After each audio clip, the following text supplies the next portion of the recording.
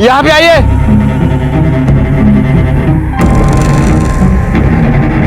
सुनीता,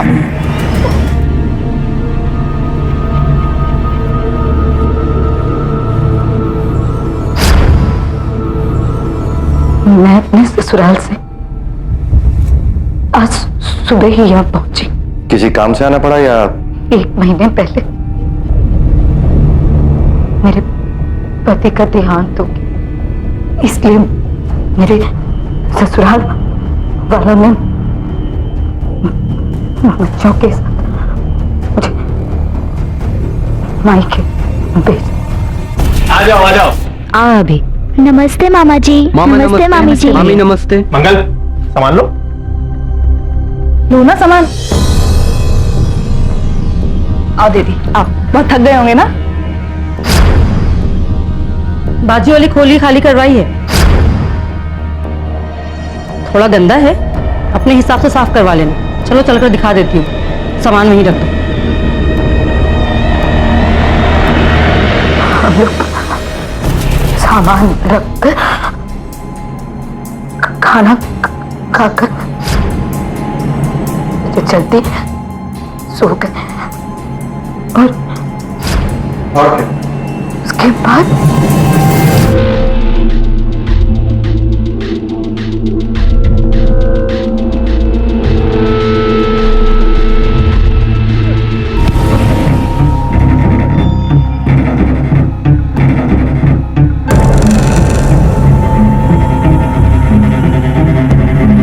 कपड़े उतार। नहीं चुपचाप कपड़े उतार।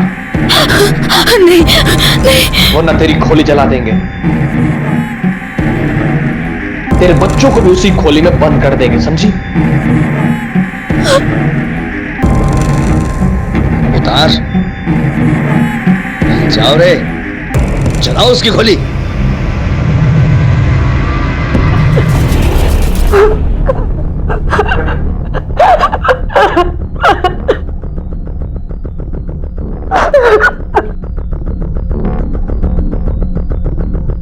ये सब क्यों हुआ जानती हो? मुझे इनमें से किसी को पहचान सकती हो?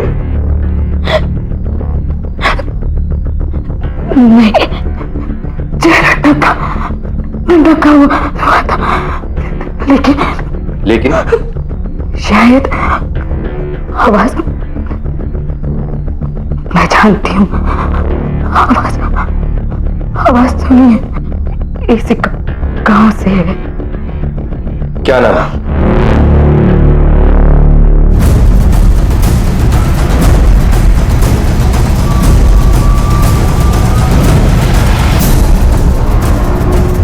लेके आओ।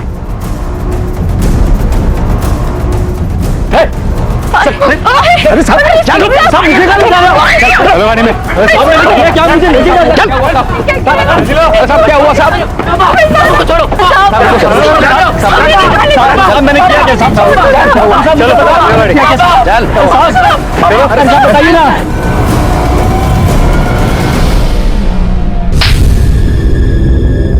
क्या? ये क्या कर रहे हो साहब आप? साहब, मैंने सच में कुछ नहीं किया। कुछ नहीं किया? कुछ नहीं किया। तो कल रात 9 और 11 के बीच कहाँ थे तुम दोनों? साहब, बढ़िया के घर पर थे, सुनील भी वही था। हाँ साहब, हम लोग जमा होते वहां पर, दारू शारू पीते, गप्पे शप्पे मारते, हम सब कल वहीं थे। हाँ साहब, आप चाहो तो उनसे जाके पूछ सकते हो। तो इतने लोगों में से धरा ने तुम्हारा ही नाम क्यों लिया? हमें नहीं पता साहब, मेरी तो धरा से कभी बात भी नहीं हुई जब से उसकी शादी हुई। पता नहीं अचानक वापस आकर वो ये सब क्यों कर रहे हैं साहब? और हम लोगों को इससे क्या लेना था साहब?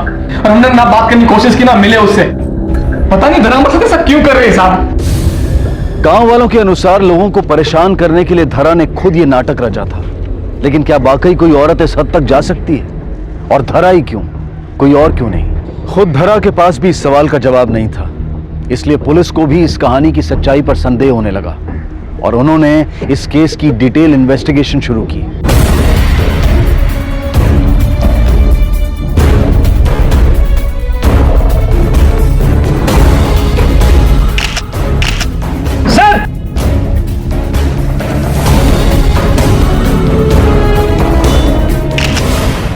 साहब ये कोई छोटी मोटी बात नहीं है, और अगर मुझे झूठ ही बोलना तो नाटक ही करना था तो ये सब मैं ऐसा कुछ क्यों करूंगी साहब? तो उसमें नया है क्या?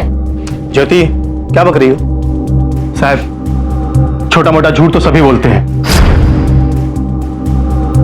ये भी बोलती है, लेकिन मेरी बहन इतना बड़ा झूठ नहीं बोलेगी। आखिर घर की इज्जत, खुद की इज्जत। अभी हाँ साहब, अभी मेरा बेटा वो था कल रात मेरे से, उसे सब पता, वो बताएगा आपको, आप पूछिए अभी से। कहाँ है अभी?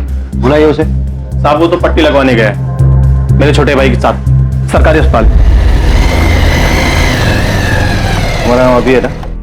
बताओ मुझे कल रात क्या हुआ था? अभी तुझे जो जो याद है बेटा सब बता दे इंस्पेक्टर साहब को। कल रात जब हम लोग सो रहे थे तो कुछ लोग अंदर आए और माँ को खींचने लगे। और कुछ देखा तुमने? जब उन लोगों ने मुझे मारा तो मैं बेहोश हो गया था। झूठ झूठ बोल रहे हैं अभी, मैं भी थी वहां, ये सब ऐसा कुछ नहीं हुआ था। चिंकी चुप रहो। अरे लेकिन वो भी तो बोल रही है ना, मेरा मतलब है कि हमें उसकी बात भी सुननी चाहिए। ज्योति शांत रहो। अरे वो भी तो थी ना वहां पर। जिनकी झूठ क्यों बोल रही है? चुप रहो सब लोग, मुझे चिंकी से बात करनी है अकेले में। माँ झूठ बोल रही है? क्यों झूठ बोल रही है वो? क्योंकि वो हमेशा कोई ना कोई कहानी बनाकर रोती है, चीखती है, इसलिए तो दादी ने भी उन्हें घर से निकाल दिया, और मुझे और अभी को भी। दादी ने क्यों निकाला? मतलब ऐसा क्या हुआ? क्योंकि चिंकी को भड़काया गया था मेरे खिलाफ, इसलिए वो मुझसे गुस्सा है। किसने भड़काया उसे? मेरे ससुराल वाले, खास करके मेरे पति के गुजर जाने के बाद से उन लोगों ने हम लोगों को घर से निकाल दिया, फिर हमें यहाँ आना पड़ा। चिंकी को अपना स्कूल, अपने दोस्त छोड़ने पड़े, और इन सब का दोषी वो मुझे मानती है। आपको घर से निकाला क्यों गया था? क्योंकि मेरी अपनी एक सोच थी, और उनके हिसाब से एक बहू को वो करना चाहिए जैसा वो कहती, चाहे उसके साथ कुछ गलत भी हो रहा है तो उसे सब सह लेना चाहिए। ऐसा क्या बुरा हुआ था आपके साथ? क्या हुआ था पता नहीं, लेकिन एक दिन एक बहुत बड़ा झगड़ा हुआ था। सब माँ को झूठी बोल रहे थे और गाँव वाले भी उसे बच्चन बोल रहे थे। क्या बोल रही है? कुछ पता है आपको? चिंकी बेटा तुम 2 मिनट के लिए अंदर जाओ, बताइए क्या हुआ था? साहब 3 साल पहले धरा ने इल्जाम लगाया था, वो भी अपने ही देवर पर, बलात्कार की कोशिश का, पर कुछ भी साबित नहीं हुआ था साहब, इसीलिए सबको लगा कि वो झूठ बोल रही थी। साहब पता कीजिए धरा के साथ ये सब किसने किया, धरा को न्याय दिलाइए सर।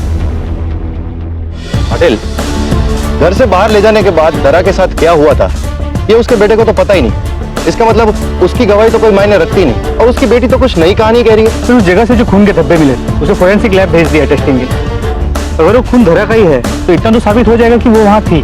यहाँ के और उसके ससुराल के गांव में जाकर सबसे पूछताछ करो। बखेड़ा खड़ा करना धरा की तो पुरानी आदत है, उसके ससुराल में क्या हुआ ये तो मैं नहीं जानती, लेकिन हाँ मैंने देखा है कि सबका ध्यान अपनी तरफ खींचने की बड़ी आदत है, और खास तौर पे मर्दों का। चैन नहीं आता उसके बिना से। सर इसमें धरा की क्या गलती है? बचपन में फिर जब हम साथ में बड़े हुए सारी लड़कियों में सबसे ज्यादा सुंदर वही दिखती थी सर, और फिर उसी की वजह से सबका ध्यान उसी पर जाता था, और उसी की वजह से कोई ना कोई बवाल मच जाती थी। उसमें सर धारा की कोई गलती नहीं है सर। साहब मैं इस गांव में तो नई आई हूँ, धारा का नाम तो मैंने कभी सुना भी नहीं था। हाँ पर जैसे वो वापस आने वाली है सुने तो लोगों में बहुत बातें होने लगी। कैसी बात है? शायद उसके आने से लोग नाखुश थे। क्यों नाखुश थे? वो तो नहीं पता। मेरे को अच्छे से पता था साहब, ये औरत जिधर भी जाएगी वहां मुसीबत पैदा करेगी। अरे साहब मुंह काला करना तो खुद करे ना, हम शरीफ लोगों को क्यों फंसा रही है? इतना गुस्सा क्यों? तुम पे जबरदस्ती करने का इल्जाम लगा इसलिए? साहब जबरदस्ती का गलत इल्जाम लगा इसलिए। अच्छा तुम्हारे भाई से शादी के इतने साल बाद उसने तुम पे इल्जाम लगाया क्यों? साहब वैसे बोलना तो नहीं चाहिए, लेकिन ऐसी औरतों का मन ना बहुत जल्दी भर जाता है। भाई साहब से भी भर गया होगा, इसलिए मुझको डोल डालने लगी। बेटा जो कुछ भी हुआ उन सबको पीछे छोड़कर हमें एक नई शुरुआत करनी होगी। तो कल से तुम दोनों स्कूल जाओगे, और स्कूल से आने के बाद खेतों में मेरी मदद करोगे। देखना धीरे धीरे सब ठीक हो जाएगा। क्या ठीक होगा माँ? तुम ठीक होने दोगी? चिंकी मुझे पता है कि तुम मुझसे गुस्सा है, लेकिन मैं भी तो कोशिश कर रही हूँ ना सब ठीक करने की। और पुलिस वालों को झूठ बोलने की क्या जरूरत थी? झूठ क्यों बोला? माँ मुझे आपसे नफरत है, नहीं रहना मुझे आपके साथ। आप सब कुछ बिगाड़ देती हो। मैं मामी के पास जा रही हूँ और मैं वहीं रहूंगी। और गाँव वालों ने जो भी आपके बारे में बोला है ना, बिल्कुल सही बोला है। तुम हो ही बच्चन। चिंकी, नहीं रहना है मुझे अभी। चिंकी, चिंकी मेरी बात सुन। चिंकी सुन ना बेटा, सुन, तू मेरी बात तो सुन। नहीं माँ, मुझे नहीं सुनना है। चिंकी, चिंकी रुक ना, सुन ना।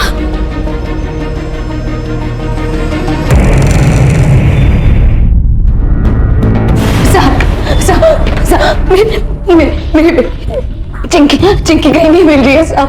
हर जगह ढूंढ मारा साहब। मुझे लग रहा है साहब कहीं उन लोगों ने मेरी बेटी के साथ। जरा शांत हो जाओ, ठीक से बताओ क्या हुआ है। मेरी बेटी अपनी मामी के यहाँ सोने गई। उसके बाद अजीत और सुनील वहां। चिंकी सुन ना बेटा, सुन तो मेरी बात तो सुन। नहीं माँ, मुझे नहीं सुनना है। चिंकी, चिंकी रुक ना, सुन ना। धरा,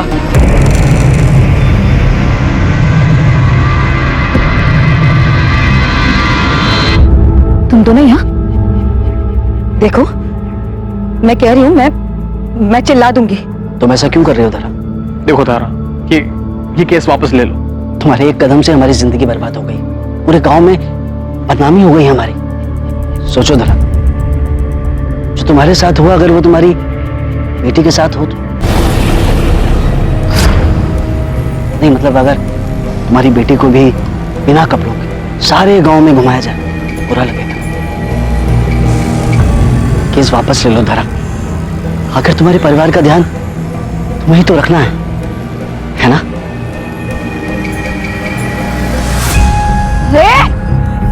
दबनी किसको देता है? हाँ? अगर मेरे बच्चों को हाथ भी लगाया ना, उसके बाद सुबह मैंने अभी से कहा कि वो चिंकी को लेकर स्कूल चले जाए, लेकिन अभी ने भी हर जगह ढूंढ लिया, वो उसे चिंकी कहीं नहीं मिली। मेरे बच्चे को ढूंढ लीजिए। क्या? पर चिंकी तो यहाँ आई ही नहीं। पर साहब हम जल्दी सो जाते हैं, क्या पता हमारे सोने के बाद आई हो। जिन कपड़ों के बारे में धरा ने बोला था यही मिले। ये कपड़े चिंकी लेके निकली। इसका मतलब लड़की यहाँ आई थी। लेकिन क्या तुम दोनों बाहर सोते हो? लड़की कब आई कब चली गई तुम दोनों को पता ही नहीं चला? पता नहीं बेचारी बच्ची कहाँ गई होगी, किस हालत में होगी अभी। उन दोनों को अंदर लो, अजीत और सुनील। जी सर। नहीं साहब, क्या बोल रहे हैं आप? हम उसके पास क्यों जाएंगे? और वैसे भी उसने हम लोगों का जीना हराम कर रखा है। हम तो उससे दूर ही रहते हैं। झूठ मत बोलना, वरना ना सच उगलवाना हमें अच्छी तरह से आता है। गए थे साहब हम पूछे क्यों मार रहे? आप लोग उसे क्यों धमकाएंगे? देख, हम जानते हैं कि तू आ गया। सुनील सब सच बोल चुका है, अब तू भी बोल दे कि क्यों गया। देखो साहब, मेरे पास या फिर सुनील के पास धरा को नुकसान पहुंचाने का कोई कारण नहीं, लेकिन हाँ साहब, उसके घर वालों की बात शायद कुछ और रही। साहब आपको जो भी पूछना है ना, उसके घर वालों से जाकर पूछो। चिंकी! सर, यहाँ छान मारा कहीं नहीं मिली हो। लगता है गांव के बाहर ले गए उसे, या खुद भाग गई होगी। ठीक है, लेकिन आप ठीक से सर्च करो। चिंकी!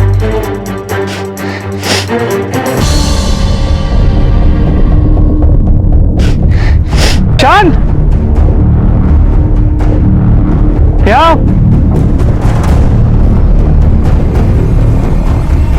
कोई आवाज नहीं करेगा।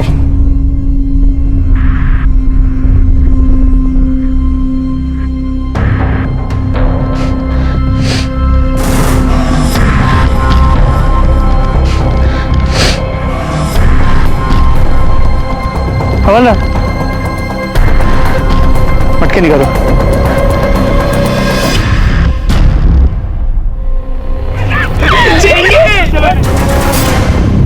चिंकी बेटा बताओ, किसने किया तुम्हारे साथ? तुम जानती हो उसे? चिंकी बेटा बोल, बता दे इंस्पेक्टर अंकल को। इंस्पेक्टर साहब मत छोड़ना उन लोगों को जिन लोगों ने मेरी बेटी के साथ ये सब किया। पता किसने किया? बोल। तुमने किया है।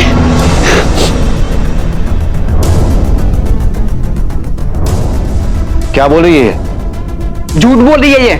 वो तो मेरे साथ थी, वो ऐसा कैसे करेगी? नहीं, वो मेरे साथ थी। वो मुझे मारना चाहती थी। मुझे इनके साथ नहीं रहना है। मामी चलो यहाँ से।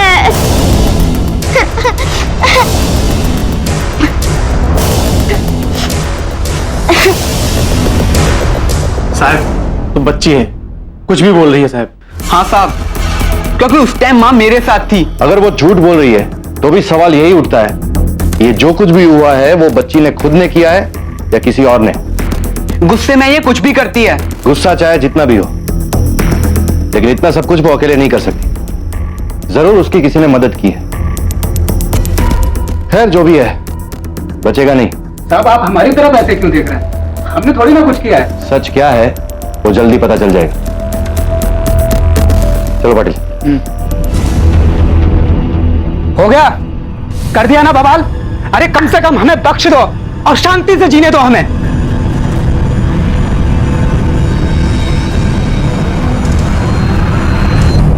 फिर अब तो यकीन है बच्ची झूठ बोल रही है। साहब, मैं ये केस वापस ले रही हूँ। साहब, इसके अलावा मेरे पास और कोई दूसरा रास्ता नहीं।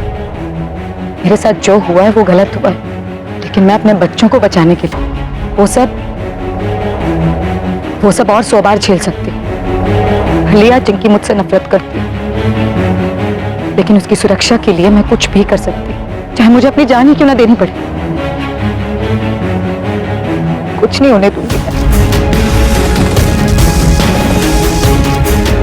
साहब, केस बंद कर दीजिए।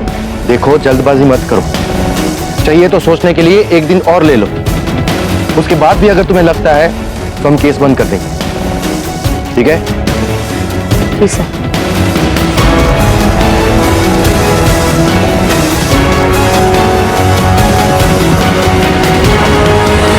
और इस तरह अपने बच्चों को सुरक्षित करने के लिए आखिर धरा ने हार मानकर इस केस को वापस लेने का फैसला किया।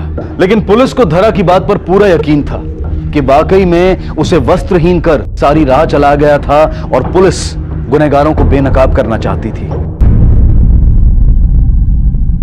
ये देखो, टूटने के निशान है, हाथों के कोई निशान नहीं। इसका मतलब उसे घसीट कर लाया गया है। धीरे धीरे मुझे भी लगने लगा है कि धरा सही बोल रही है। सर अगर वो सच बोल रही है तो उसकी मुश्किलें बहुत बढ़ने वाली। उसने हिम्मत करके रिपोर्ट तो लिखवाई है, अब ये गांव वाले उसका जीना हराम करें। पर इसके लिए केस का जारी रहना जरूरी था और अब पुलिस उम्मीद कर रही थी कि धरा इस केस को रद्द करने के अपने फैसले को किसी तरह बदल दे। अभी न जाओ छोड़ के। सुनना, जो हुआ बहुत बुरा हुआ। हाँ यार, यही माँ के साथ।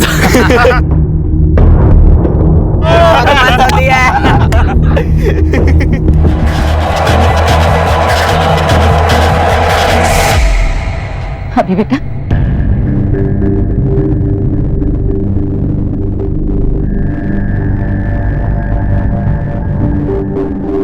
माँ सब ठीक हो जाएगा। बेटा तुम्हें कुछ याद है किसने तुम्हारे साथ ये सब किया?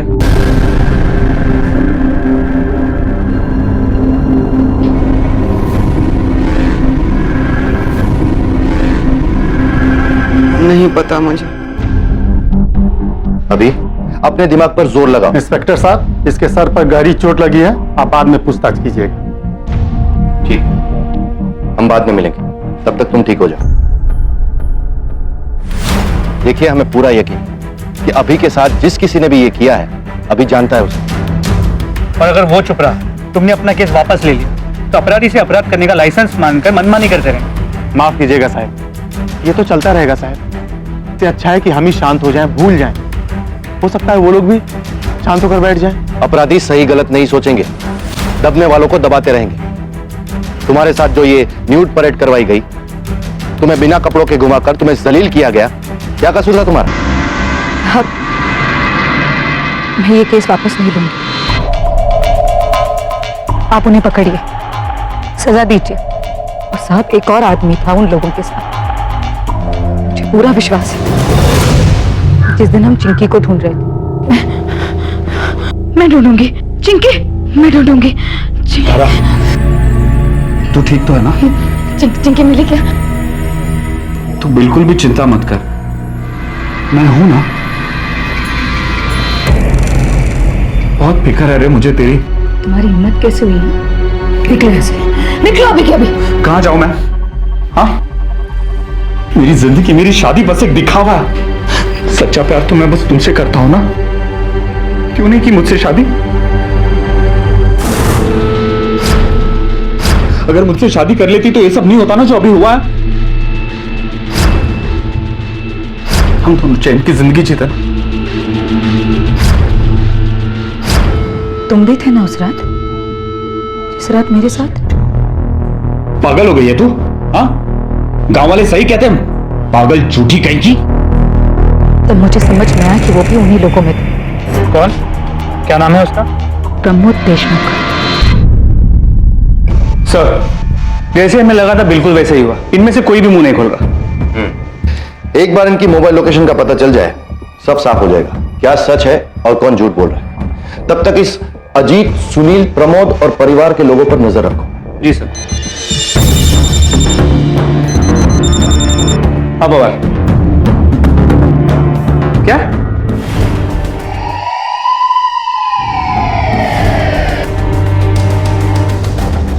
धरा कहाँ है? कुछ पूछा है तुमसे? हमें इंफॉर्मेशन मिली है कि कल रात से वो घर नहीं आई। हाँ बात सही, लेकिन हमको अभी कहाँ है तुम्हारी माँ?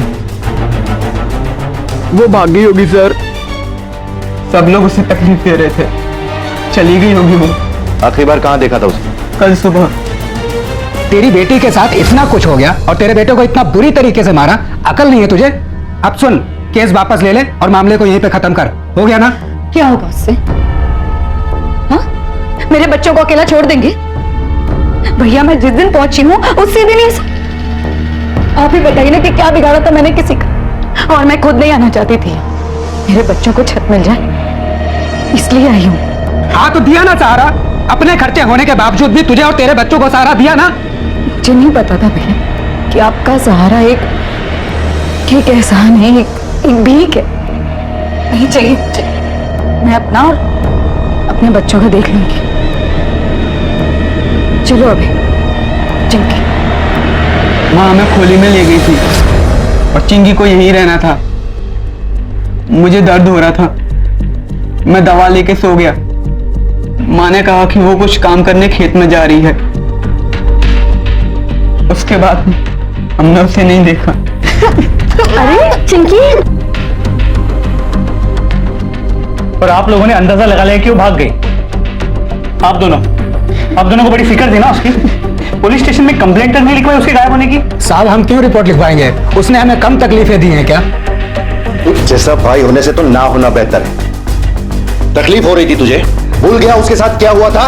सारे गांव में शर्मिंदा किया गया उसे, इज्जत की धज्जियां उड़ाई गई उसकी, और तकलीफ हो रही है तुझे। एक बात कान खोल के सुन लो, दुआ करो कि वो मिल जाए। अगर नहीं मिली ना तो तुम सबको बहुत तकलीफ होगी। गांव का चप्पा चप्पा छान मारो। मुझे नहीं लगता कि धरा जैसी बहादुर औरत अपने बच्चों को छोड़कर इस तरह से चली जाएगी। इस न्यूड परेड केस के सारे सस्पेक्ट से फिर से पूछताछ करो, एक भी बचना नहीं चाहिए। हो सर। रातों रात ये मामला और उलझ गया। जो मामला धरा के साथ हुई नेकेड परेड से शुरू हुआ, वो अब चिंकी के झूठे अपहरण और अभी पर हुए हमले के बाद खुद धरा की गुमशुदगी में तब्दील हो चुका था। और पुलिस ने फिर से एक एक संदिग्ध से सख्त पूछताछ की। मेरा क्या? मुझे नहीं पता साहब, और वैसे भी उसे मैं क्यों गायब करवाऊंगा? मामला ठंडा पड़ गया था, और उसे गायब करवा के मैं आग में क्यों घी डालूंगा? बताइए साहब किस बात का बदला निकाल रहे हैं आप? हम पहले ही बहुत ज्यादा भुगत चुके हैं। ये उसकी कोई नई चाल होगी ताकि खुद तो भाग जाए और जाते जाते हमारा जीना हराम कर दे। मैं उसे बहुत प्यार करता था सर, फिक्र थी मुझे उसकी। मैं तो उसे सुख देना चाहता था, मैं उसके साथ ऐसा क्यों करूंगा sir? ST stand, railway station, यहाँ तक कि गांव में जितने लोग प्राइवेट गाड़ी का बिजनेस करते हैं सभी से पूछताछ की, किसी ने धरा को नहीं देखा। सर उसके फोटो को सर्कुलेट करवा दिया। हो ना हो, इन सस्पेक्ट्स का धरा की गुमशुदगी के साथ कोई ना कोई कनेक्शन तो जरूर है। तो अजीत और सुनील के बाद धरा से न्यूड परेड करवाने का कोई मोटिव नहीं था, लेकिन उसके बाद जब धरा ने उन्हीं पे उंगली उठाई, सबसे बड़ा मोटिव उन्हीं के पास था। इसके अलावा कॉल रिकॉर्ड से पता चला कि जब अभी पे हमला हुआ था प्रमोद शहर में ही नहीं था। हो सकता है कि हमला उसने नहीं किया। और ये धरा का छोटा भाई मंगल, गुस्सा बहुत आता है उसे। हो सकता है गुस्से की वजह से उसने अपनी बहन को गायब करवा दिया हो। फिर बात वहीं आगे रुक।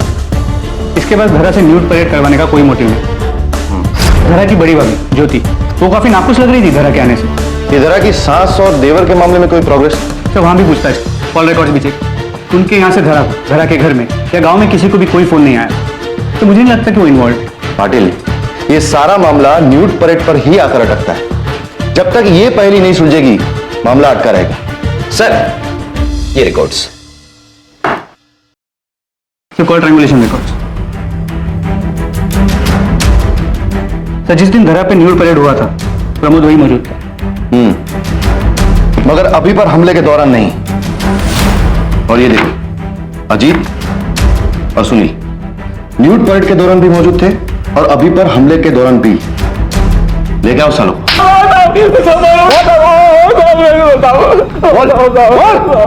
मुझे क्यों मार रहे हो साहब? जब से दर हम पे केस किया, मैं तो उससे दूर ही रहा साहब। फिर से वही कहानी। तेरे कॉल रिकॉर्ड्स बताते हैं, जब दरा की न्यूड परेड हुई तो उस वक्त वहीं पर था, और उस वक्त भी वहीं पर था जब अभी पर हमला हुआ। सच बोलेगा या खाल उधेड़ूं तेरी? बोल।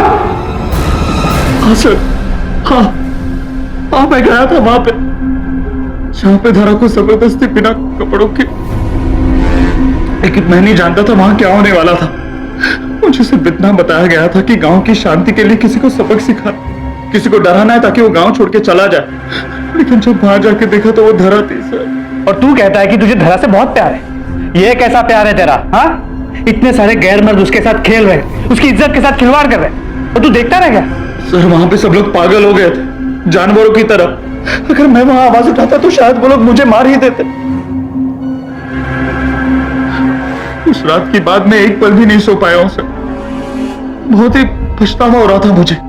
मैं तो उसकी मदद करना चाहता था, उसे सहारा देना चाहता था, लेकिन सर मुझे तो ये भी नहीं पता कि उसने आप लोगों को मेरे बारे में क्या बताया। जब उसे सबसे ज्यादा जरूरत थी ना तेरी, तू वहां खड़े खड़े तमाशा देख रहा। अब ये बता, ये जो न्यूड परेड थी, इसका प्लान किसका? बोल दरा कहाँ है? क्या किया उसके साथ? अरे बोलो ना, तेरे उससे कोई लेने देने नहीं। तेरे सारे दोस्तों ने कबूल किया है, जो जो धरा के साथ जबरदस्ती करने में शामिल थे, उन सब ने तेरा ही नाम लिया है। बोल, ये घटिया प्लान तेरा ही था ना? ऊपर से धरा को गायब करवा दिया तूने। नहीं साहब, मैंने धरा को गायब नहीं करवाया साहब, ना ही उसको बिना कपड़ों के घुमाने का प्लान मेरा था साहब। मैंने तो उसकी सिर्फ तैयारी की थी, और वो भी गांव की भलाई के लिए। साले, एक औरत को नंगा चलवा कर बेआबरू करने में गांव की भलाई थी? हाँ साहब, वो तो पहले से मुसीबत की पुड़िया थी, और फिर मुझे पता लगा कि धरा अपने ससुराल में एक बड़ा कांड कर गांव वापस आ रही, और वो फिर से यहाँ पर भी कोई नया बखेड़ा शुरू करेगी। बस इसलिए साहब, गांव वालों को उससे बचाने के लिए उसे जल्द से जल्द यहाँ से दूर भेजना जरूरी था। अब मैंने जो किया वो किया साहब, लेकिन मैं फिर से बोल रहा हूं, ना मुझे ये पता है कि धरा अब कहाँ है, पता ही उसको बिना कपड़ों के घुमाने का प्लान मेरा था। तो फिर किसने बनाया घटिया प्लान? चिंकी, तुमने किडनैप होने का नाटक अपनी मां को फंसाने के लिए किया था ना? किसने कहा था ये करने को? देखो, अगर तुम बता दोगी तो हमें उन्हें ढूंढने में मदद होगी। सच बताओ। भूषण मामा और मंगल मामा ने। मामा जी। अरे चिंकी मैडम, इधर आ जाओ। इतनी रात में यहाँ कैसे?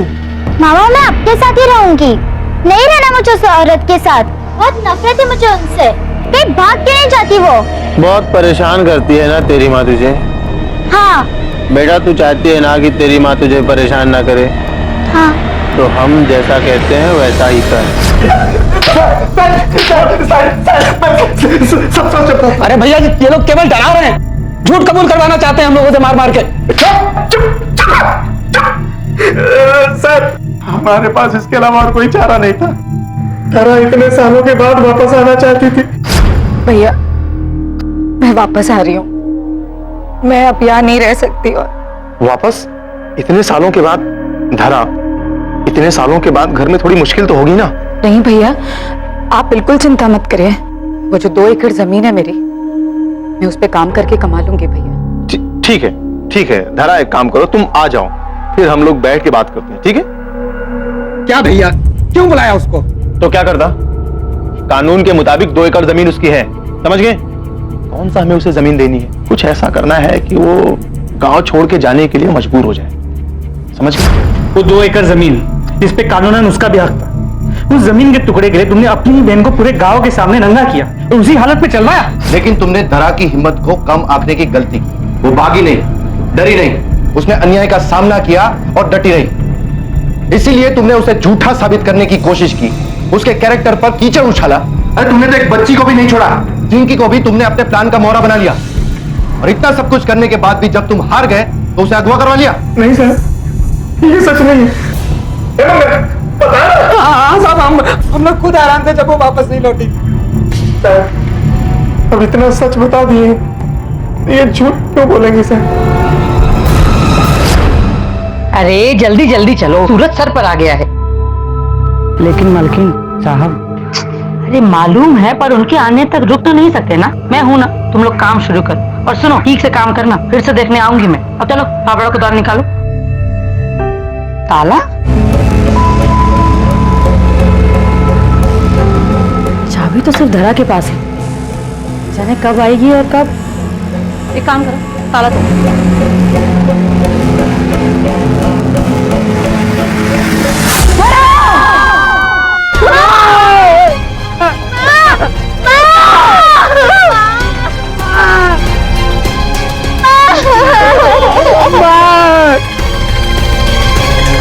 बॉडी को पोस्टमार्टम के लिए भेजें। Yes sir.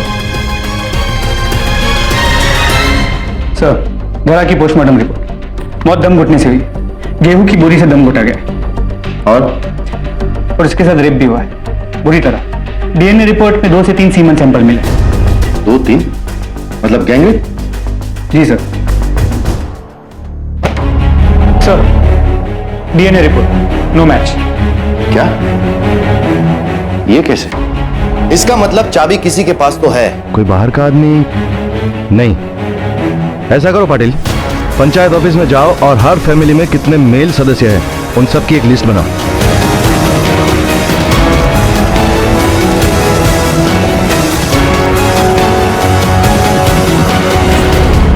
संजू, ये तुम्हारे मोबाइल से मिला है, कहां से आया तुम्हारे पास? रिपोर्ट्स, डीएनए रिपोर्ट्स है। तुम तीनों के सैंपल्स मैच करते हैं। बलात्कार किया था ना धरा का? बताओ, सच सच बताओ, वरना हड्डी पसली एक करने में देर नहीं लगेगी। उस रात को जब धरा को सबके सामने बिना कपड़ों के चिल्लाया था, तब से हम लोग पागल हो गए थे सर।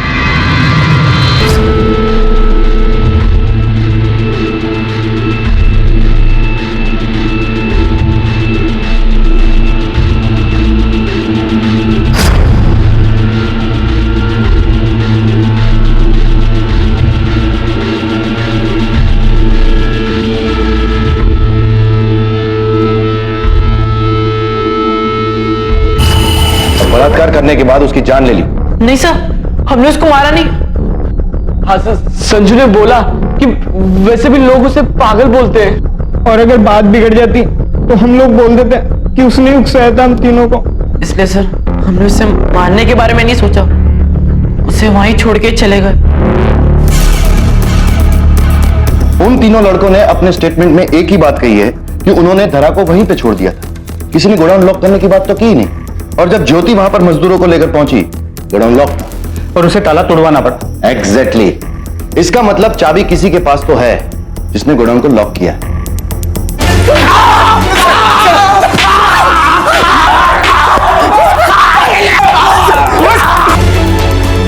पर ये दोनों तो बिल्कुल कन्फेस नहीं करते। एक गुंजाइश है पाटिल, उन तीनों लड़कों को फिर से बुला, बात करनी। हो सर।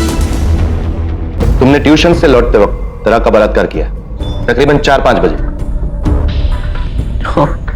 हाँ सर। और मौत हुई 8-9 बजे के आसपास। जो कुछ भी हुआ उसके बारे में तुमने किसी को बताया? कुछ पूछा है तुमसे? बताया था किसी को?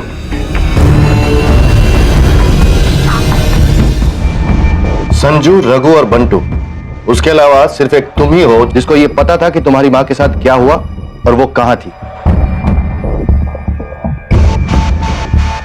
अब बोल, तुमने ही मारा ना तुम्हारी मां को? हाँ भाई। नहीं। देख, संजू सब कुछ बता चुका है। वो मिले थे ना तुमसे? बोल।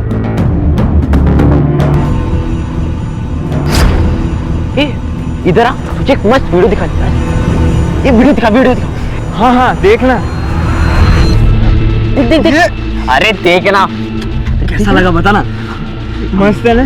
तेरी माँ का मिले ना तो मेरी तरफ से थैंक यू बोल देना।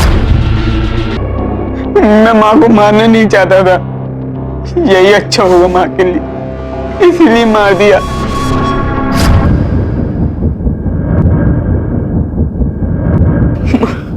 मैंने बोला था मैंने, तू क्यों गई पुलिस के पास? मत कर कंप्लेंट। अभी मुझे अभी पुलिस स्टेशन ले चल। तू समझती क्यों नहीं है? तू फिर कंप्लेंट करेगी, लोग फिर तो तुझे पागल कहेंगे। मैं हार नहीं मानूंगी अभी।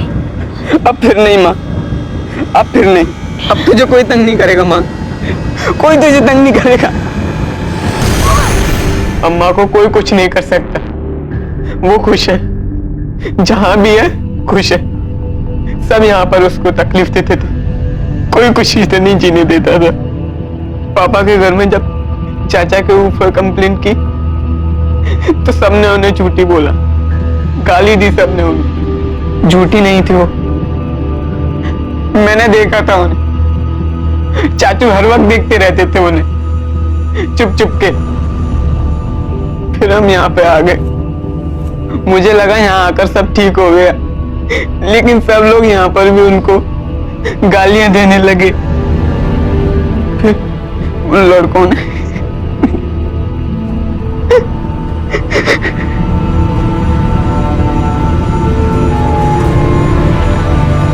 अजीब दो मुआ समाज है हमारा, जो एक तरफ तो हक की लड़ाई का प्रचार करता है और दूसरी तरफ एक स्त्री का अपने हक के लिए आवाज उठाना बर्दाश्त नहीं कर पाता। हमारा समाज कायरता भरा वार करता है स्त्री के सबसे अहम तत्व पर, उसकी गरिमा पर, उसकी आबरू पर, उसके चरित्र पर। लेकिन ये सब क्यों हुआ? क्योंकि धरा ने अपना हक मांगा। पर इतनी कोशिशों के बाद भी धरा के गुनहगारों को सुख नसीब नहीं हुआ। उसके देवर को भी पुलिस ने गिरफ्तार किया और इन सभी को कानून ने उनके किए की सजा दी। मरकर भी धरा की जीत हुई, लेकिन बदकिस्मती से जीत का यह रास्ता धरा को उसके अंत तक ले गया। धरा और उसके जैसी अनेक महिलाओं की लड़ाई एक क्रांति है और इस क्रांति की लौ को जलाए रखना हम सबका कर्तव्य है। अब मैं अनूप सोनी आपसे विदा लेता हूं, फिर मुलाकात होगी अगले एपिसोड में एक और चौंका देने वाले केस के साथ। तब तक अपना और अपने परिवार का ख्याल रखें और देखते रहें क्राइम पेट्रोल डायल 100। सबक एक को सीख हम सबको। जय हिंद।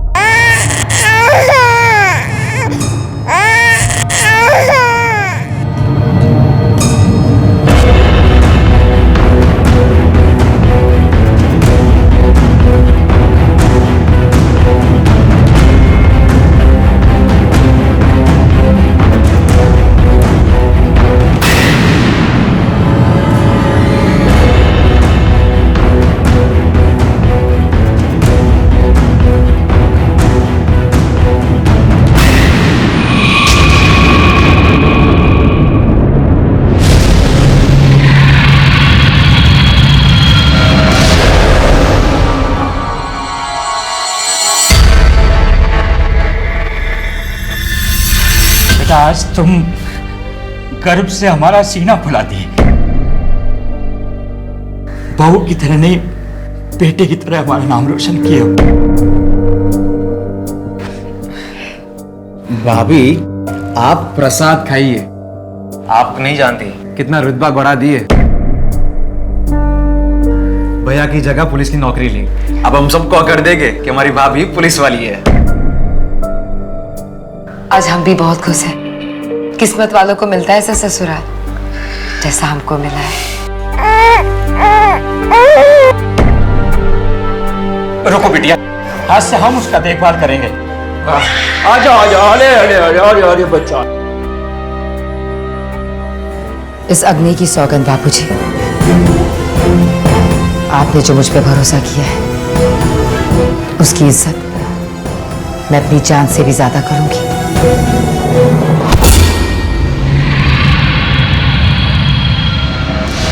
हमारी आज की कहानी एक महिला पुलिस सब इंस्पेक्टर सपना की है, जिसने अपनी ड्यूटी और अपनी घरेलू जिम्मेदारियों को बड़ी खूबी से निभाए रखा था। लेकिन जुर्म की आग ने सपना के दामन को भी लपेट लिया। दूसरों की सुरक्षा और सेवा में जुटी पुलिस फोर्स को कब, कहां और कितने जाती संघर्षों से गुजरना पड़ता है, इसका अंदाजा उनके चेहरे से नहीं लगाया जा सकता। ऊपर से शांत और खुशहाल दिखने वाली सपना की जिंदगी अंदर ही अंदर घुटन और तूफान से जूझ रही थी। लेडी पीएसआई सपना की इस तरह मौत ने सवालों के अंबार खड़े कर दिए। अरे बाबूजी, आप यहाँ? मैं आपको फोन लगाने ही वाली थी। सपना ड्यूटी पर नहीं आई और उसका फोन भी स्विच ऑफ आ रहा है। सपना रात भर से घर लौटी नहीं है और उसके साथ हमारा छोटा महेंद्र भी है। दोनों का कुछ पता नहीं चल रहा है। बहुत डर लग रहा है हमको। सपना तो आदर्श नगर का घरेलू हिंसा वाला केस हैंडल कर रही थी ना? जी सर। क्यों करते हो तुम लोग इतनी लड़ाई? हाँ, आखिरी बार कह रही हूँ, दोबारा मुझे तुम लोगों की शक्ल नहीं देखनी। अरे इतने अच्छे लगते हो एक साथ, आराम से रहो, प्रेम से रहना सीखो, ठीक है ना?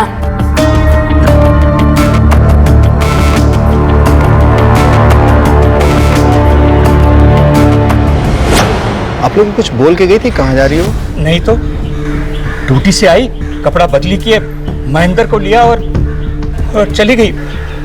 बच्चे को लेके कहाँ जा सकती है? कल पीसीआर पे कोई कॉल भी नहीं आया था उसका। अच्छा, याद है क्या कपड़े पहन के गई थी?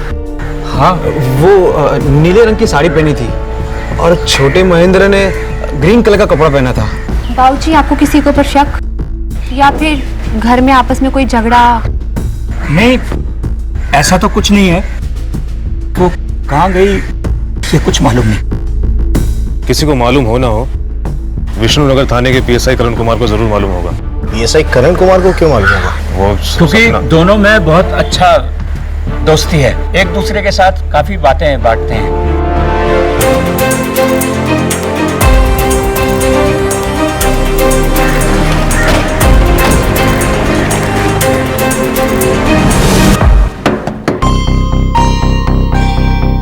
सर, आप यहाँ? सपना के बारे में बात करनी है। सपना से तुम्हारी काफी गहरी दोस्ती है ना?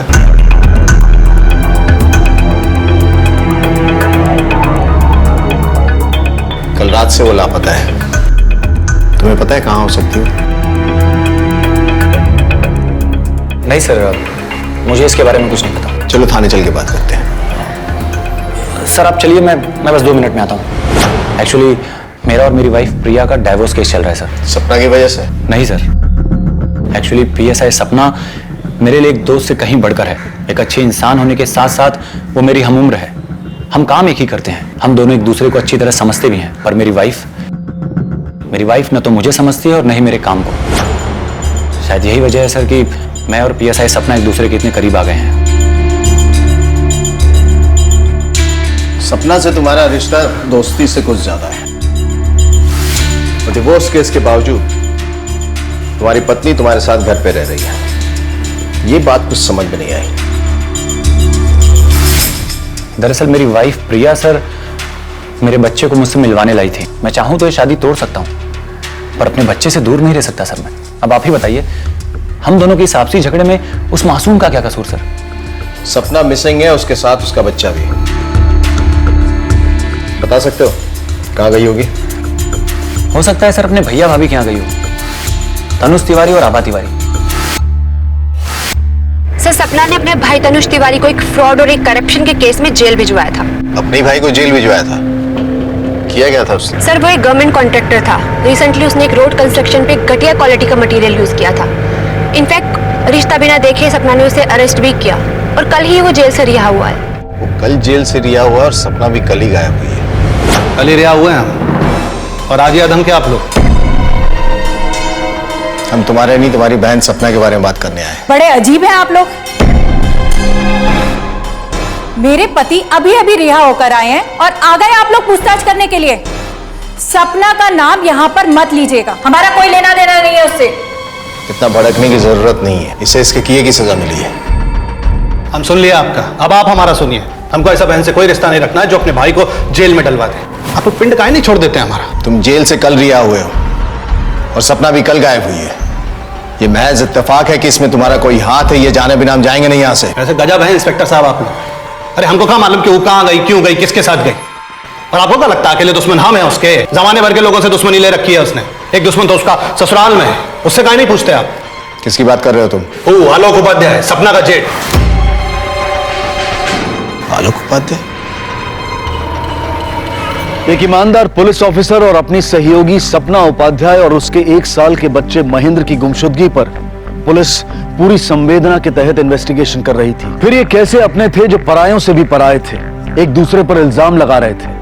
हालात देखकर तो लगता था कि सपना इंसानी शक्ल में भेड़ियों के साथ रह रही है, जहां हर नजर, हर हाथ उसकी गर्दन दबोचना चाहता था। तुम यहाँ नहीं बैठ सकते। क्यों नहीं बैठ सकते? ऐसा क्या किया हम? अरे तुम ही एक आदमी हो इस घर में जो इस बात से खुश है कि सपना यहाँ से चली गई है। जब तक वो लौट कर नहीं आ जाती ना, तुम अपना शकल हमको दिखाना मत। ये मनुष्य शकल हम देखना ही नहीं चाहते। माना सपना हमको पसंद नहीं है, लेकिन छोटे महेंद्र का तो हमको भी चिंता है।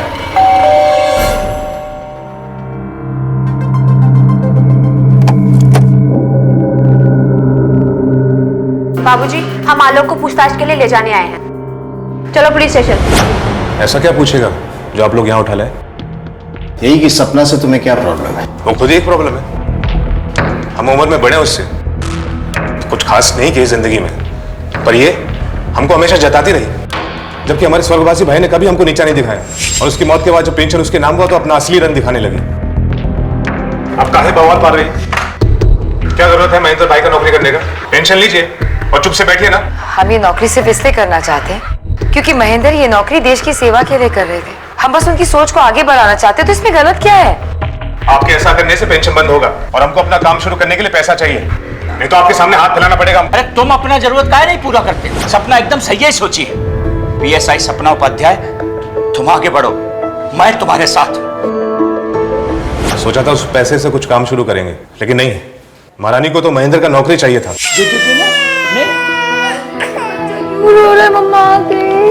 मैं से ले जा। सपना, सपना, क्या बात है? कुछ बात करनी है आपसे। बोलिए। हमको कुछ पैसे का दरकार है, और सिर्फ इस महीने नहीं, हर महीने चाहिए होगा। किस लिए? अब सब पता है तुमको।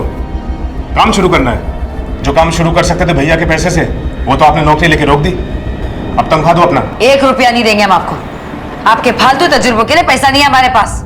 हमारे पास जो पैसा है वो बाबूजी की देखभाल के लिए, मोनू की पढ़ाई के लिए और अपने बच्चे को पालने के लिए। ऐसा बात करने का हिम्मत कैसे हुआ तुम्हारा? जेठ हूं तुम्हारा। आलोक, रिश्ते की इज्जत के लिए पैसा नहीं लुटा सकते हम। सबका जिम्मेदारी है हम पर। ज्यादा उबलो मत। आज तक जो भी कुछ किए हो केवल डुबाए हो तुम। एक फूटी कौड़ी मत देना इसे तुम। मुझे छोड़ आप इसका साथ दे रहे हैं? मैं आपका अपना खून हूं, और ये पराई औरत जो खा गई हमारे भाई को। बात सुन ली तेरी बकवास। अपनी जबान बंद रखना। बाबूजी ठीक नहीं कर रहे हैं आप, बहुत गलत कर रहे हैं आप।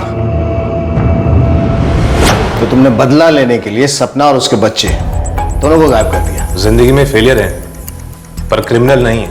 और छोटे महेंद्र को तो हम भी चाहते हैं, हमारे भाई की आखिरी निशानी है वो। मतलब तुम ये कह रहे हो कि तुमने कुछ नहीं किया? अगर तुमने कुछ नहीं किया तो किसने किया? बहुत लोग हैं करने वाले। एक तो उसका बॉयफ्रेंड है। PSI करण कुमार से हम बात कर चुके हैं।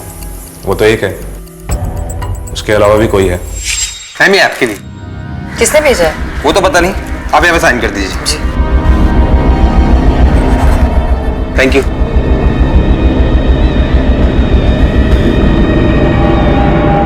हम काहे सपोर्ट नहीं करते अपनी बहू सपना को? हम उसे अपना बेटा मानते हैं, और वो भी जिम्मेदारी उठाई है उसी तरह। बड़े बेटे आलोक की तरह नहीं। बिजनेस करने गए डुबा दिया, नौकरी करने गए छोड़ के भाग गए। सारा परपंच करने के बाद खोले परचूनी की दुकान, और वो भी घाटे में बंद। आप बताइए, ये बिजनेस के लिए हम अपने महेंद्र का पेंशन इसको बर्बाद करने देते? काहे? सपना और महेंद्र की तलाश कुछ ऐसी पहेली की तरह से हो गई थी जिसमें एक के बाद एक बिंदु जुड़ते जा रहे थे। परिवार से शक होते होते अब एक अनजान आशिक पर भी काबिज था। कौन था ये आशिक?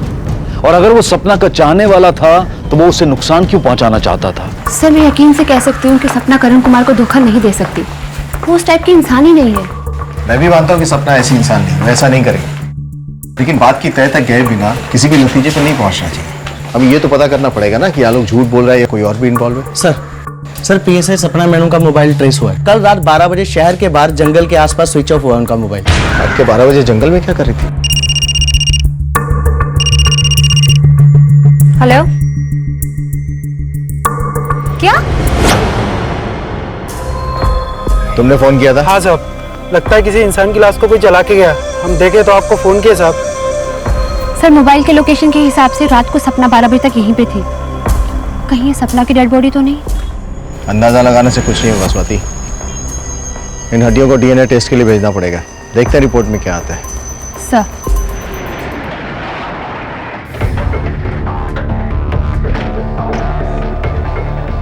मोहन जी, आपको पता था कि सपना का किसी के साथ कुछ चल रहा है?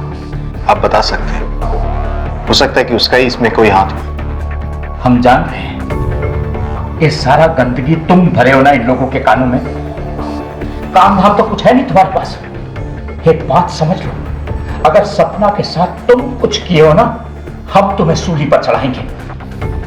बाबूजी, हम एक बार सपना का रूम चेक करना चाहते हैं। जो जी में आए वो करो बिटिया। हमारी बहू सपना और हमारा पोता दोनों का है।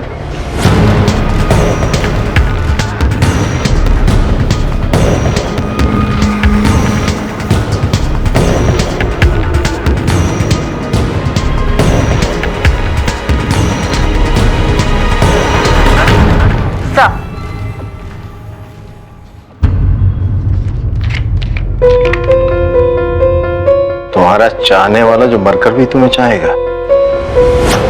बोले थे ना, इतनी शरीफ नहीं थी वो जितना आप लोगों को भ्रम था। अगर ये सपना के पसंद से आ रहे थे तो उसने खोला क्यों नहीं?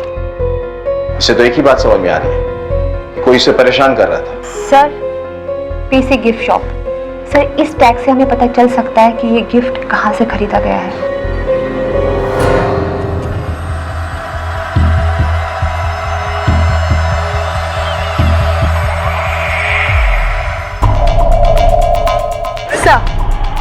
गिफ्ट शॉप से कोई भी इंफॉर्मेशन नहीं मिली और ना ही वहाँ पे कोई सीसीटीवी कैमरा है। कोई ना कोई इन्फॉर्मेशन तो हमें जरूर मिलेगी इसके सुलझाने में।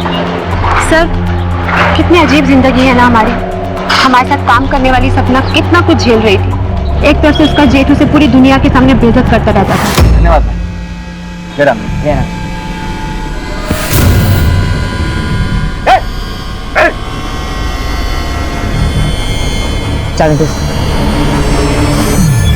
और दूसरा वो पागल आशिक हर दिन उसे परेशान करता रहता था। फिर भी वो अपनी ड्यूटी कितने अच्छे से निभा रही थी।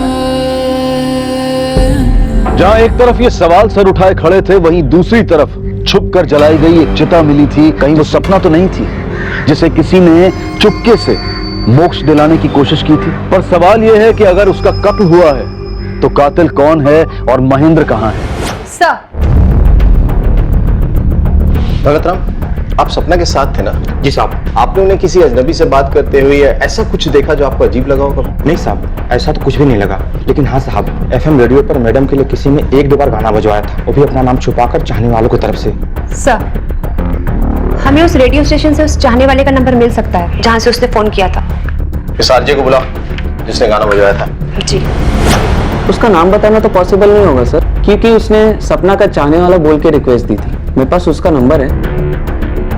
हालांकि कुछ दिन पहले पीएसआई सपना खुद हमारे रेडियो स्टेशन आई थी और मैंने ही उन्हें ये नंबर दिया था। कौन है वो इंसान जो मुझे फोन कर कर मेरे नाम से गाने की रिक्वेस्ट भेजता है? नाम उसका नंबर ही है मेरे पास, मैं उसका नंबर आपको दे सकता हूँ। नाम क्या है उसका? नाम तो नहीं बता सकता मैं। साहब नंबर तो मेरा ही है।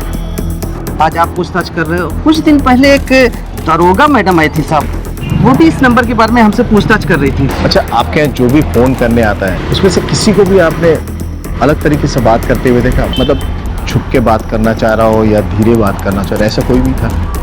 साहब एक लड़का आता है, सर पर नीले कलर की टोपी लगाए हुए और धूप का काला चश्मा साहब, उस तरफ मुंह करके धीरे धीरे कुछ बात करता है साहब। मतलब सपना ने इस बारे में किसी को भी इसलिए नहीं बताया क्योंकि वो खुद पता कर रही थी। सवाल तो ये है कि वो उससे मिला या नहीं। मुझे पता है वो तू ही है जो इतने दिनों से मुझे परेशान कर रहा है।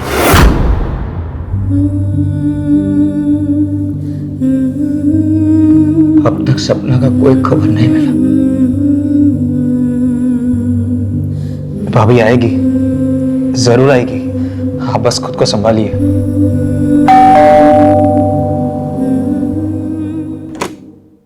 साहब, आपकी चिट्ठी आई।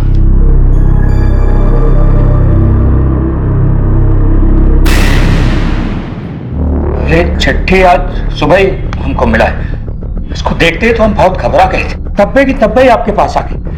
सर, ये लेटर सपना के नाम आया है, वो भी किसी ने खून से लिखा है। लगता है उसी आशिक ने अपने खून से लिखा है लेटर। सर ये देखिए, ये लेटर 4 दिन पहले पोस्ट हुआ है। स्टैम्प पे डेट और जगह का नाम भी है। हाजीरंग पोस्ट ऑफिस।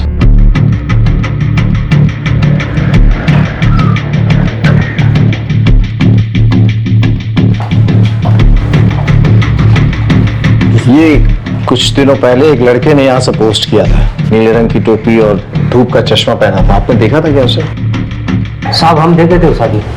चेहरा देखा था? पहचान लोगे? चश्मा टोपी के बाद जितना दिखता था उतना बता सकते हैं। स्केच बनवा सकते हैं उसका? जी। सर ये लड़का एकदम पागल टाइप का लगता है। जितना खून उसने चिट्ठी लिखने में बहाया है, सर पॉसिबल है कि उसे हॉस्पिटल जाना ही पड़ा होगा। उस दिन जब हम सपना के घर पे गए थे तो मोनू के हाथ में मैंने एक पट्टी बंधी देखी थी। इस चिट्ठी को फॉरेंसिक लैब में भेज दो। पीएसआई करण कुमार और मोनू के ब्लड टेस्ट से पता चल जाएगा कि असली आशिक कौन है। और इन दोनों की तस्वीर पीएम को भी दिखाओ, हो सकता है वो पहचान जाए। सर गलत बोल रहा है वो पीएम। हम किसी भी पोस्ट ऑफिस गए ही नहीं है। गलत फहमी किसे अभी दूर कर देते हैं? ब्लड रिपोर्ट लेके आना। सर ये ब्लड लेटर इसी का है। इससे पहले कि मैं तेरी सारी गलत फहमियां दूर कर दूं, सच बोलेगा तू? सपना उपाध्याय हमारी प्रेरणा है। उस जैसी औरत हम देखे ही नहीं। बिना ऑफ किए वो घर बच्चा बाहर सब संभालती है। हम उसे प्यार करते हैं तो कैसे गायब कर दो उसे? तेरी बड़ी भाभी है वो। हाँ तो हमें कोई शर्म नहीं है कि वो हमसे बड़ी है। और तेरे सच्चे प्यार का सपना को पता चल गया था? हाँ, जान गई थी वो। बंद करो अपना ये पागलपन, समझे? जी नहीं सकते आपके बिना। बाहर निकलो अपनी इस खुमारी से, वरना ठीक नहीं होगा। बोला ना, अब नहीं हो सकता। उस पीएसआई करण कुमार के लिए हमें छोड़ रही हो? उसका शादी करने का कोई इरादा नहीं है आपके साथ। बस इस्तेमाल करेगा आपका। लेकिन मैं आई लव यू।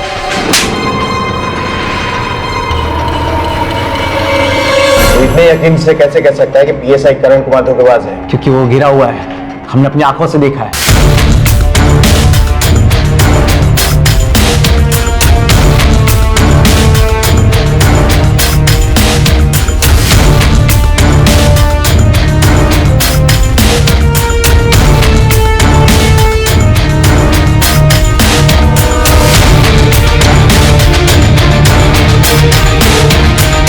क्योंकि सपना ने तेरे सच्चे प्यार को एक्सेप्ट नहीं किया, उसके बाद भी तूने सपना और उसके बच्चे को गायब कर दिया। पता कहाँ है वो? गायब करने की जरूरत नहीं है, क्योंकि हम सपना को एक दिन पाके ही रहेंगे। इसलिए मैंने उसे खून से लिखी चिट्ठी भेजी थी। सर आदर को तनुज तिवारी की तरह मोनू के पास भी एक बहुत स्ट्रॉन्ग मोटिव है सपना को गायब करने का। मुझे लग रहा है ये झूठ बोल रहा है। और अगर ये सच बोल रहा है तो इसका साफ मतलब है कि पीएसआई करण कुमार झूठ बोल रहा है। वो सच में सपना के साथ टाइम पास कर रहा है। उसके पास बहुत स्ट्रांग मोटिव है सपना को गायब करने का।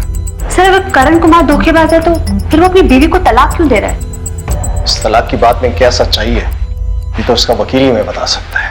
एक तरफ सपना से जुड़ी कोई खबर हाथ नहीं आ रही थी तो वहीं दूसरी तरफ संदिग्धों की फहरिस्त लंबी होती जा रही थी। सपना के गायब होने का कारण आलोक की नफरत, तनुज का गुस्सा या करण और मोनू में से किसी का प्यार के नाम का पागलपन था। ये हमारे समाज के वो भद्दे रंग हैं जो एक औरत को अपने वजूद के साथ मजबूत खड़े नहीं देखना चाहते। क्या इनके अलावा भी कोई था जो अभी तक पुलिस के हाथ और शायद सोच से भी बाहर? देखिए सर, 1 महीना पहले पीएसआई करण कुमार ने तलाक का केस फाइल तो किया था, फिर उसने ये तलाक की अपील वापस ले ली। ठीक है sir, thank you. Monu Monu की बात में कुछ तो सच्चाई है। पीएसआई करण ने अचानक तलाक का इरादा बदल दिया। आपके मारने से क्या होगा? हमारे दिल में सपना के लिए जो प्यार है वो खत्म हो जाएगा। इतनी घटिया हरकत करते हुए शर्म नहीं आया तुमको? अरे तुम जैसे नीच आदमी के लिए हमारे घर में कोई जगह नहीं। निकलो यहाँ से। अपना शकल मत दिखाना हमें। चलो चल। जी सर, वो डाइवोर्स अपील मैंने ही वापस ली थी, पर वो भी सपना उपाध्याय की वजह से। वो डिसाइड ही नहीं कर पा रही थी कि उससे मुझसे शादी करनी भी है या नहीं। उसके इस डबल माइंडेड होने की वजह से मैं अपनी गृहस्थी तो नहीं तोड़ सकता ना सर। डबल माइंडेड मतलब? सर, वो अपने परिवार में अकेली कमाने वाली है। उसे लगता है कि शादी के बाद उसका परिवार अकेले पड़ जाएगा और वो अपनी जिम्मेदारियों से भागना नहीं चाहती। मैंने कई बार उसे समझाने की कोशिश की कि शादी के बाद भी वो अपने परिवार की देखभाल कर सकती है, पर वो समझने को तैयार नहीं है सर। ठीक है, जा सकते। इस सपना के मन में क्या चल रहा था? चाहती क्या? सर, डीएनए रिपोर्ट आ गई है। सर, ये सपना ही थी।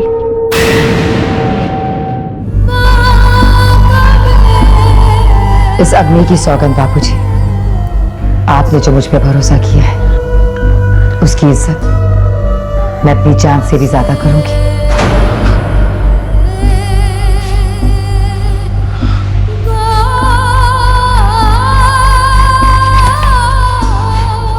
तुम दोनों जिम्मेदार हो उसकी मौत के। वो हमारे लिए जीती रही, तुम उसकी जान खाती।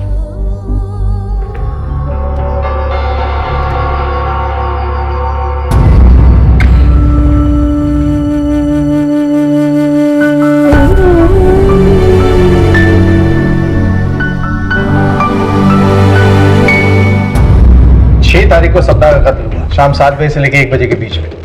सपना के भाई तनुज के बाद बहुत स्ट्रांग मोटिव है उसे मारने का, क्योंकि सपना ने उसे जेल भिजवाया था। ये लोग सपना के करीबी लोग हैं और जिस दिन तनुज रिहा हुआ था उसी दिन सपना का कत्ल हुआ था। सर, मकसद तो मोनू और करण कुमार के पास भी बहुत स्ट्रांग है। करण कुमार ने सपना से रिश्ता तोड़ा और मोनू की कम उम्र की वजह से सपना ने इसे रिजेक्ट किया।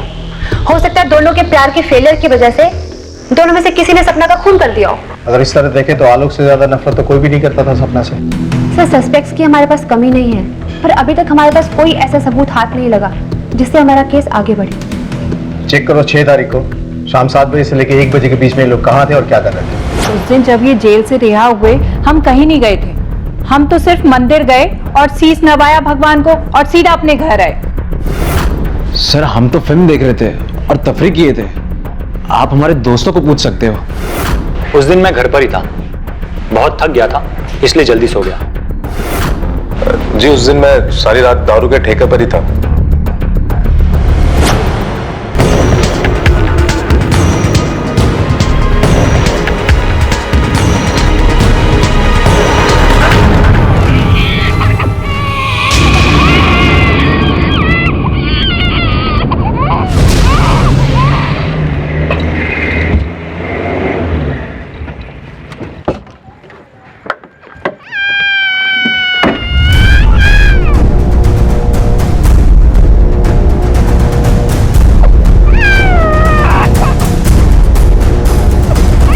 अरे, ये तो सपना का बेटा है। लगता है कोई से पुलिस स्टेशन के बाहर चढ़ गया।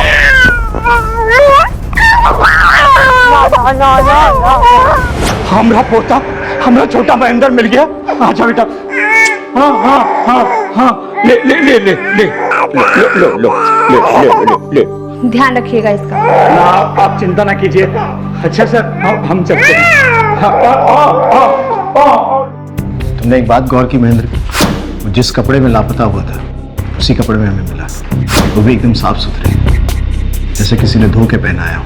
हो सकता है कि जो भी इस बच्चे को छोड़कर गया हो बाहर, जानबूझकर गया हो ताकि बच्चा हमारे हाथ लग जाए और सही सलामत अपने घर पहुंच जाए। कौन है ये सपना का कातिल, वो बच्चे का शुभचिंतक? सर, कहीं ये काम सपना के ससुर का तो नहीं? क्योंकि महेंद्र उनका एक लौता वारिस था और वो जिंदा भी बच गया। लेकिन मोहन जी के पास सपना को मारने का क्या मोटिव हो सकता है? वो तो सबसे ज्यादा केयरिंग थे, चिंतित थे उसके लाइफ के बारे में, एक बाप से भी ज्यादा। सर, हमने काफी कोशिश की पर कोई भी सुराग हाथ नहीं लगा। अब अगर नजर है तो सिर्फ मोहन जी के ऊपर। जो तुम्हारा कहना भी सही है, हमें किसी भी पहलू को नजरअंदाज नहीं करना चाहिए और ये भी पता लगाना होगा कि महेंद्र को पुलिस स्टेशन के बाहर कौन छोड़ के गया था। दौलत राम को बोले एक टीम तैयार करे और पता करे। और सपना के घर में जो मेड काम करती है उसको बुलाओ, शायद उसे कोई अंदरूनी बात पता हो। सर, ये गौरी है, सपना के घर में काम करती है। इसके कहने के मुताबिक 2 हफ्ते पहले सपना और उसके ससुर के बीच में बहुत बुरी लड़ाई हुई थी। किस बात पर लड़ाई हुई थी? सर हम तो अपना काम कर रहे थे, फिर अचानक से अंदर से चीखने चिल्लाने की आवाज आई और हमने जाके देखा। अरे अपने बेटों से ज्यादा मानती है तुमको। बाबूजी आप गलत समझ रहे हैं हमें।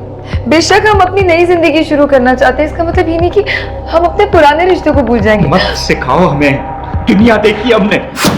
एक पिता जैसा अपना बच्चे को प्यार करता है वैसा हम सपना को प्यार करते थे। शुरू शुरू में हम बहुत गुस्सा है जब हमको मालूम पड़ा कि वो शादी के बारे में सोच रही है। फिर सोचे कि जो हमरे लिए अपना सर्वस्व न्यौछावर कर रहा है उसका खुशी में हम खुशी का ही नहीं है। फिर हम उसकी शादी के लिए साड़ी खरीदने गए साथ में। इस घर में हमारा जो बड़ा बेटा है आलोक, उसके अलावा सपना को कोई परेशान नहीं किया, मगर आलोक को इस बात के लिए हम कभी बख्शे नहीं। अपना असफलता के लिए इसको जिम्मेदार मानते हो तुम, और आज इतना गिर गए कि सारी दुनिया के सामने मिट्टी फेंक दिए। बाबूजी प्लीज जाने। कैसे? अरे हम कह रहे हैं वो जादू टोना की है आप पे, तभी आप अपनी औलाद का नहीं इस कमीनी औरत का साथ दे रहे हैं। हमारा हक मार रहे हैं आप। हक की बात कर रहे हैं? तुम्हारे हक कोई चिड़िया है जो मार के कोई भी ले जाएगा? लायक बनना पड़ता है उसके लिए, कुछ नहीं मिलेगा। अपना कमाओ और खाओ अपना। हम नहीं कहते कि हमसे कभी कोई गलती नहीं हुआ है। सपना की हर परेशानी का हम बराबरी से हकदार मानते हैं अपने आप को। हमें पता चला है कि महेंद्र को किसी अनजान व्यक्ति ने पुलिस स्टेशन के बाहर छोड़ा है। आपको किसी पे शक है? घर परिवार का तो ऐसा कुछ हमको याद नहीं पड़ता, पर बाहर कामकाज के सिलसिले में कोई दुश्मनी हुआ होगा तो फिर बता नहीं सकते। कहते हैं कि दुनिया में जिंदा रहने के लिए सिर्फ एक सहारा भी काफी है। मोहनलाल सपना का वही सहारा थे, पर अब वो भी शक के दायरे में थे। वो औरत कौन थी जो महेंद्र को सही सलामत पुलिस स्टेशन छोड़ गई, और पुलिस ने उस औरत को ढूंढने के लिए जमीन आसमान एक कर दिया।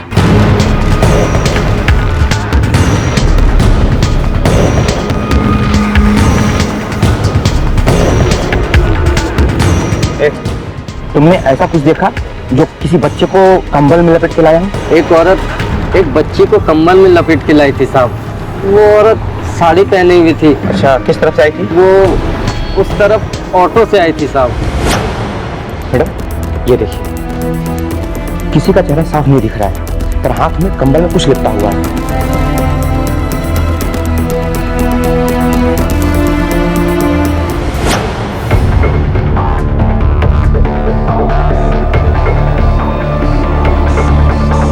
साथ का है ना कि हम सवारी अलीनगर से लेता हूँ, और वो औरत वहीं से बैठी थी। सर, साड़ी की दुकान से ये इन्फॉर्मेशन मिली है कि मोहनलाल और सपना दोनों एक साथ गए थे। इसका मतलब ये है कि मोहनलाल सच कह रहा था। सर एक और बात, तनुज तिवारी जिस जेल में बंद था वहां उसका किसी से झगड़ा हुआ था, जिसके कारण उसे कोई अंदरूनी चोट भी आई, और अब वो बाप नहीं बन सकता। इसका मतलब है कि तनुज के पास एक और कारण था सपना को मारने का। हो सकता है वो सोच रहा हो कि सपना की मौत के बाद बच्चे की कस्टडी उससे मिल जाए और वो पेंशन पे हाथ साफ कर सके। हाँ नहीं बन सकते ये बाप, लेकिन इसका मतलब ये तो नहीं है कि सपना के साथ हमने कुछ किया है। समझ काहे नहीं रहे? हम काहे मारेंगे उसको? कोई फायदा है हमारा? फायदा तो है, और एक नहीं दो। एक तो तुम्हारा बदला पूरा हो जाता, और दूसरा तुम लोगों को इस बात का वहम हो गया था कि सपना की मौत के बाद उसके बेटे की कस्टडी तुम लोग को मिल जाती है। चलिए मान लेते हैं आपकी बात, ये सारा का सारा प्लानिंग हमने किया, लेकिन हम पागल नहीं हैं कि जिस दिन हम रिहा हुए उसी दिन ये कांड कर दें, सपना को मार दें, ताकि सारा का सारा पुलिस फोर्स हमसे पीछे लग जाए और हमको फिर से जेल में जाके बैठना पड़े। एक बात हम आपसे छुपाए थे, लेकिन अब हम आपको वो बात बताएंगे तो आपको हमारे ऊपर भरोसा आ जाएगा। सपना के ऊपर जानलेवा हमला पहली बार नहीं हुआ था, पहले भी कई बार हो चुका था।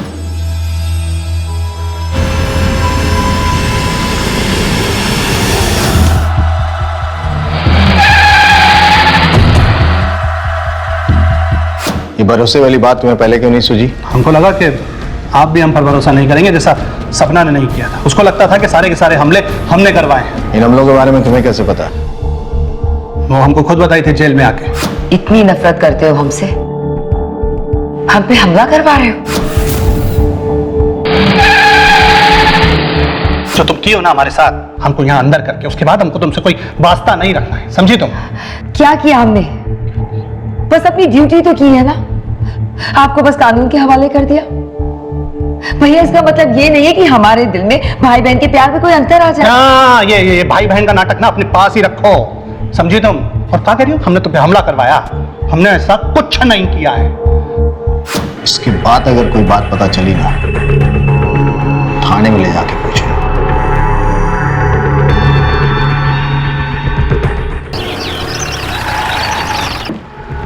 मोहनलाल जी, क्या बात? सर, हमारा छोटा बेटा मोनू फोन किए बंद आ रहा है, सबसे पूछे ढूंढे, कुछ पता ही नहीं चल रहा उसका। ये अचानक कहाँ गायब हो गए? ठीक है, आप लोग घबराइए मत, ढूंढते हैं उसे। सर, कहीं मोनू ने सपना का फोन तो नहीं किया ना? कहीं हम उस तक पहुंच ना जाए, इस डर के मारे वो कहीं भाग गया। उसका मोबाइल ट्रेस करो, लास्ट लोकेशन क्या थी पता करो। सर, मोनू की फोन डिटेल्स आ गई है। फोन की लास्ट लोकेशन अशोकनगर, वहीं उसका फोन स्विच ऑफ हुआ है।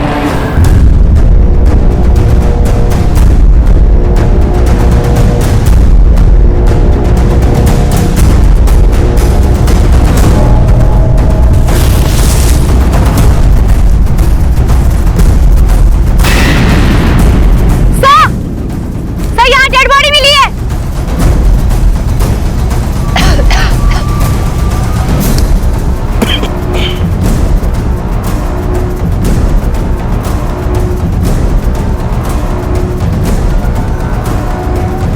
सर पर गहरी चोट है, लगता मौत इसी वजह से हुई है। हे भगवान, क्या हो रहा है मेरे साथ?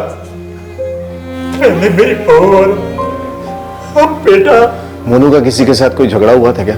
मेरे साथ वो घर से निकलते ही कहा था जो दोस्त थे दुश्मनी करे, अपने में मगन रहता था। हो सकता है सपना और मोनू के कत्ल के पीछे किसी एक ही इंसान का हाथ हो, लेकिन सवाल ये उठता है कि इन दोनों को नुकसान पहुंचा के फायदा किसका है? सर, ये भी तो हो सकता है कि एक नहीं बल्कि दो लोग हो और उन दोनों के मकसद अलग अलग हो। बिल्कुल हो सकता है। स्वाति, हमारे पास जितने भी सस्पेक्ट्स हैं, पता करो कि 24 जुलाई और 12 अगस्त को लोग कहाँ थे और क्या कर रहे थे। और उस औरत का पता करो जिसने बच्चा छोड़ा था, उसी से कुछ सुराग मिल सकता है। हाँ साहब, आई थी, बेबी फूड और डायपर वगैरह ली थी। अजीब औरत थी साहब, बच्चा संभालना बिल्कुल नहीं आता था उसको। ऐसे पैसा पट्टी और बोले जितना आता है दे दो। किसी एरिया की है? पक्का नहीं बता सकता साहब, लेकिन सामने एक बस्ती है, शायद वहीं रहती है। 2 सप्ताह पहले पीएसआई सपना उपाध्याय आपसे मिलने गई थी, क्यों गई थी? जी, उन्हें एक वसीयत बनवानी थी। वकील साहब, मैं एक विधवा हूँ, अपने ससुराल में एक अकेली कमाने वाली। मैं अपनी एक नई जिंदगी शुरू करने जा रही हूँ, तो मैं नहीं चाहती कि मेरे ससुराल वालों को कोई भी तकलीफ आए। और हाँ, उन्होंने ये भी बोला था यदि उन्हें कुछ हो जाता है तो उनके बेटे की कस्टडी मोहनलाल जी के पास ही हो। ठीक है, आप जा सकते। सर, ऐसा लग रहा है कि सपना अपने बारे में कभी सोचती ही नहीं थी, बस दूसरों के लिए जीती थी, वो भी ऐसी मुस्कान के साथ कि हम लोग कभी समझ भी नहीं पाए कि वो कितनी परेशान है।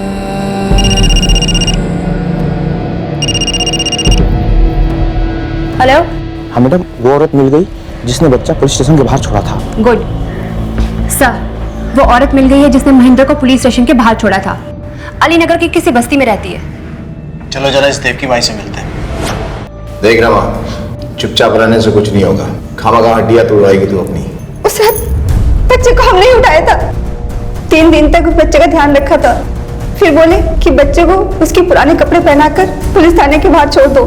सब जैसे जैसे वो कहते गए हमने वैसा वैसा किया।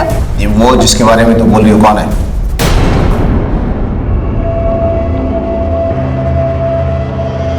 हाँ, ये सब हम ही किए हैं। अपनी बहू को बेटा बनाया और अपने बेटे को, अपने खून को कुत्ता के जैसे लताड़े। जबान संभाल के बात करो, नहीं यही जबान खींच के गले में लपेट देंगे, समझे? वो प्रेम में बढ़कर शादी करना चाहती थी, नई जिंदगी जीना चाहती थी। जी बाबूजी, मुझे पीएसआई करण कुमार से शादी करनी है। हम कभी नहीं सोचे थे कि तुम हमें मझधार में छोड़ोगी। अगर ये शादी हो जाता ना तो वो नौकरी तो जाती जाती, और 18 साल तक जो हमारे महेंद्र को पेंशन मिलने वाली थी वो भी वही खाती।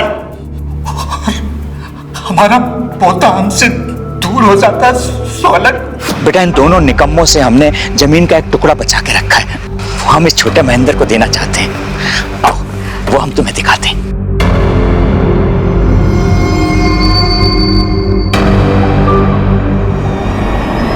ये देख, जिसको तूने गद्दार समझ के मार दिया, उसने जीते जी अपना पैसा और अपना बेटा दोनों तेरे नाम कर दिया था। मैं अपनी एक नई जिंदगी शुरू करने जा रही हूँ, तो मैं नहीं चाहती कि मेरे ससुराल वालों को कोई भी तकलीफ आए। अपने छोटे बेटे मोनू, उसको क्यों मारा तूने? हम एक दिन जब अपने छोटे महेंद्र से मिलने रवा के घर गए तो पीछा करते करते वहां आ गया। वो घर पे आके हमारा बहुत बहस भी हुआ। का नाप शनाप बकरा है, तू दारू पिए का? बातें मत घुमाइए। भाभी उस दिन रात को नहीं लौटी थी, पर आप रात को 2 बजे लौट गए थे। हम सब समझ गए, हम पुलिस को बता देंगे। जैसा किया है वैसा भुगत। देश की सेवा के जज्बे के साथ पुलिस में भर्ती हुई सपना उपाध्याय का परिवार दूसरों की मेहनत पर जीने का आदी था, लेकिन सपना ने अपने परिवार के लिए कभी ना बुरा सोचा और ना बुरा किया। लेकिन बिना किसी ठोस सबूत या दलील के मोहनलाल ने सपना के लिए बहुत कुछ बुरा सोच लिया और सब कुछ नष्ट कर दिया। ये कहानी एक सीख है उन सब के लिए जो अच्छाई तो करते हैं, लेकिन आंखें मूंद कर और अपने आसपास के खतरों को पहचान नहीं पाते। अब मैं अनूप सोनी आपसे विदा लेता हूं, फिर मुलाकात होगी अगले एपिसोड में एक और चौंका देने वाले केस के साथ।